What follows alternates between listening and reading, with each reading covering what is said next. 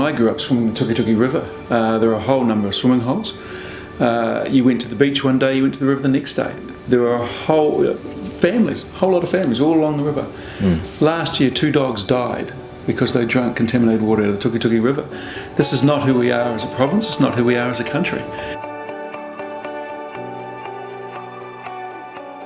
What would be the role of central government versus territorial authorities? The central government has to wave a bit of a stick at the regional councils, because regional councils, since the Resource Management Act was passed back in 1991, have had the full authority to do what needs to be done in terms of rules in their plans. Right. But sadly, through most parts of the countries, they haven't done enough.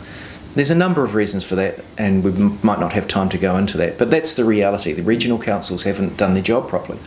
And the Resource Management also has a provision that says, look, where things aren't going well, central government can step in and make rules through national policy statements that apply everywhere.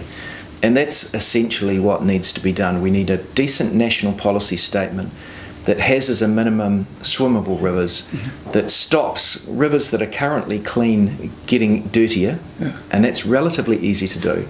And then over the succeeding period enforces measures that require our dirty rivers to be cleaned up so that they become swimmable. So what you're saying is we actually have the legal or the regulatory tools on the books at the moment to make this happen. Yeah, we have, and the sad thing is when this problem started under our last government, and it sounds a bit arcane, but the reason that people were a bit taken by surprise was that there was this huge surge towards dairying, which was caused by some good things for New Zealand economically, which was a rise in dairy prices overseas.